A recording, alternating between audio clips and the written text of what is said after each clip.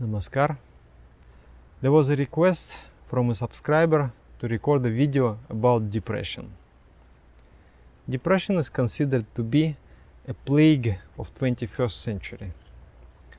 In this comfortable age of ours, many people suffer from this condition. Apparently over 300 million people have symptoms of depression. And I think this statistics is underestimated because not everybody who has a depression will say, "Hello, I'm here, I'm a depressed person." Most of the time this condition goes unnoticed. Person tries to live a normal life, but there is no happiness, there is no juice, there is no living in that life. So why do we suffer from this situation? Why do we suffer from this mental condition? And actually not depression, there are many more diseases. My spiritual master many years ago, more than 30 years ago, he has said that with the development of so-called civilization, people will face more psychic disorders. There will be many more psychic ailments.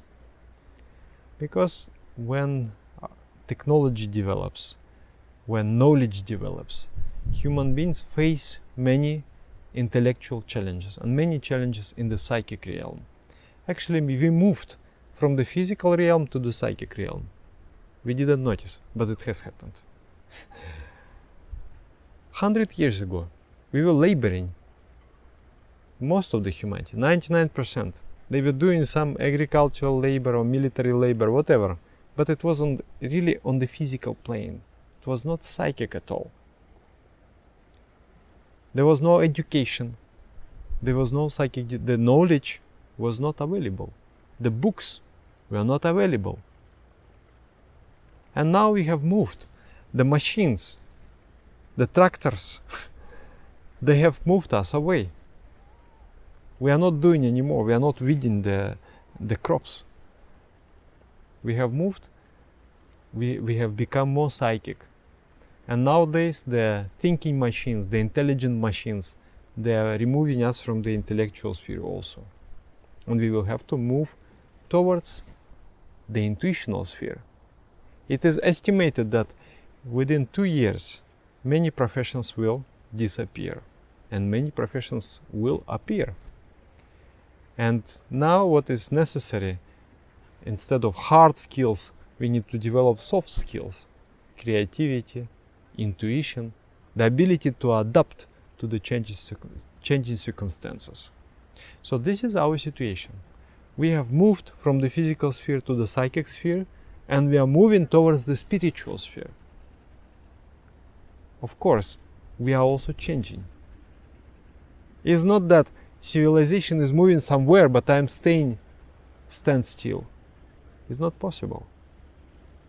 Civilization will move, I will also move. So due to those challenges, due to the changes in the environment, we are also changing. And our spirituality slowly develops. And we are not anymore physical beings, we are psychic beings and we are spiritual beings. But we still treat ourselves as physical beings. I was reading some articles on depression, and surprisingly, but people think that depression is just simply hormonal imbalance.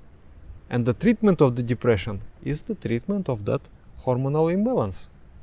Serotonin, dopamine, noradrenaline. Take the medication, get the hormones, feel better. But it's just like plastering with the wallpapers.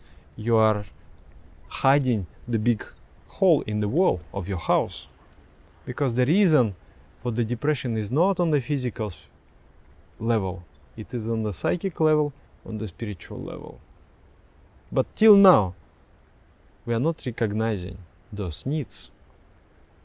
If you want to maintain a proper health of an organism, you must understand the nature of the organism. If you don't understand the nature, forget it. The plant which you are growing will get sick and will die. There is a plant from a desert area, and instead of giving so much sun and little water, you are giving so much water and little sun. What will happen to the plant? The plant will die. So you are psychic being, you are spiritual being, but you treat yourself as a physical being. What will happen? You will get sick. So this is what is happening to us. And a big percentage of humanity, 300 million people, they suffer. I myself, I was suffering from a very severe form of depression. When I was 18 years old, I was just feeling that there is no meaning in life. I don't want to live. I don't want to live. I want to die right now. And the people, the adults, the parents, mother and father and grandmother and sister and everybody, they were saying, "Oh, come on, you have everything right. Why you are studying in a good university? You will get a diploma. You will get a good job. No. You will find a family." And I was thinking, oh, I don't want. Even if you give me all those things that you are ready to struggle for right now, it will not make me happier. But what I want, I do not know. Why I'm suffering, I don't understand. Then what happened? I learned meditation. Then I start to meditate, then I start to follow the yogic lifestyle. Within 3 weeks, I think this condition has disappeared, never to come again. Recently, with my friend, we were laughing and joking, and I was saying, "Hey, come on, I think I'm in depression. You have to check." He said, "Okay, Dada, I'm going to check now." And he found in internet some tests, some questionnaire, and he started to ask me questions. "Do you experience this and this and this?" Then I say, "Never." He said, "Dada, there is no never here. It is rarely, sometimes, all the time." I say, "But I never experience." He said, "But there is no such option as never. You have to choose something." I say, "Okay, rarely." So then finally we found out that I'm not actually depressed. But I was depressed. So what happened? I think I found something that fulfills my innermost needs. And that fulfillment of the innermost needs has cured me. So this is a very, very peculiar condition of the 21st century. We have developed, we have deeper needs, but the world is still behind. World is still thinking, no, the human being is a physical being, is an animal, and tries to provide an animal with all the proper care for the animal. Nutrition, medication, so on and so on and so on, but nothing works. So today, to become well, first of all, we have to recognize our nature. What is our nature? And understanding our nature, we have to move ahead. With the introspection, you will find that there are 4 innermost needs in your soul, in your mind. The need for expansion, need for progress, the need for love, need for harmony, need for feeling the wave, moving in unison with the cosmic wave. That I am not simply a small isolated being. I move in harmony with the entire universe. Then need to serve, need to be useful to others. And then there is a need to merge with the unbroken flow of peace. Need for profound, complete, absolute peace. So these are the 4 needs of the human being. Let me tell little more in details. There is a need for progress. There is a need for expansion. If I don't feel that I am moving somewhere, I will get depressed. Whatever my condition, I may swim in the gold, but still, if there is no feeling of the inner progress. I know it. Subconsciously I know it, that I am not moving anywhere. I become depressed because this is my need. This is very important for me. And misguided, we think, I want to expand. So I divert the desire for expansion into the physical realm. I want to have more money, more power, more name, more fame. But acquiring all those things, I'm not still feeling satisfied. I feel that my life has become stagnant. I read recently an interview of one famous actor. Very, very sad. He has become very rich, very famous, but very, very sad. So he is sitting and drinking alcohol. Killing his days. Very, very sad story. So external achievements, they don't satisfy the need for inner expansion. And how to expand? As you think, so you become. If you think about expanded ideas, if you think about infinity, you will expand. If you think small, if you place yourself in a very selfish world, I live for myself, I live for my little person, the mind has no chance to expand. But if you think bigger, you think historically, you think for humanity, you think like that, then you will be happy. Or the easiest way, the simplest way to expand your mind is to do meditation. Because in meditation, you sit, you close your eyes, and you ideate the infinite idea, the idea of consciousness. And it is a beautiful thing that when you open your eyes, you know that the world is same, but you have changed. And you see the world with the different eyes. This is the beauty of meditation. There will be no repetition of your days.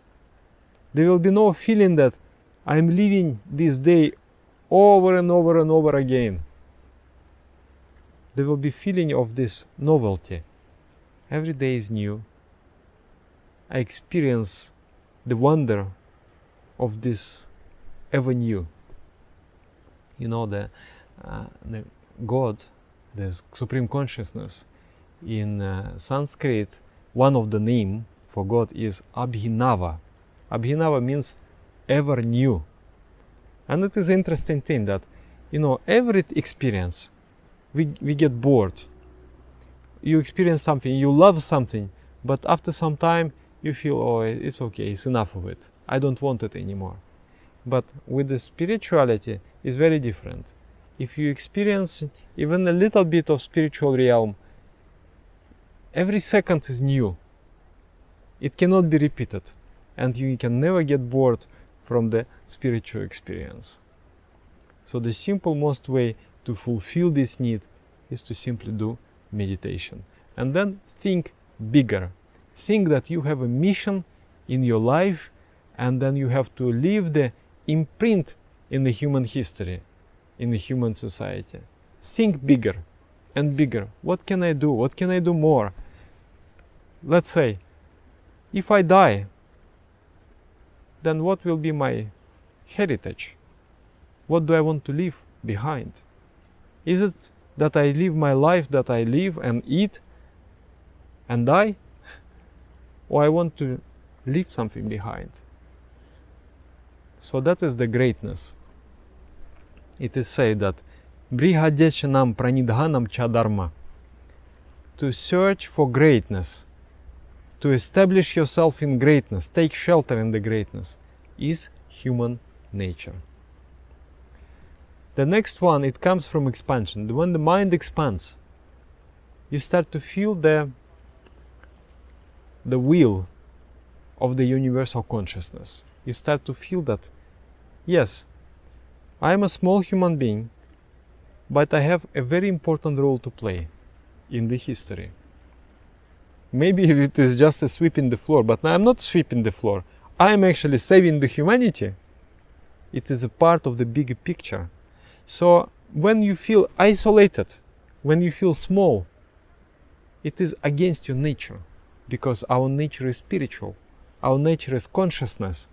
So consciousness is one, it is unity. And to be isolated, to be small, is unnatural.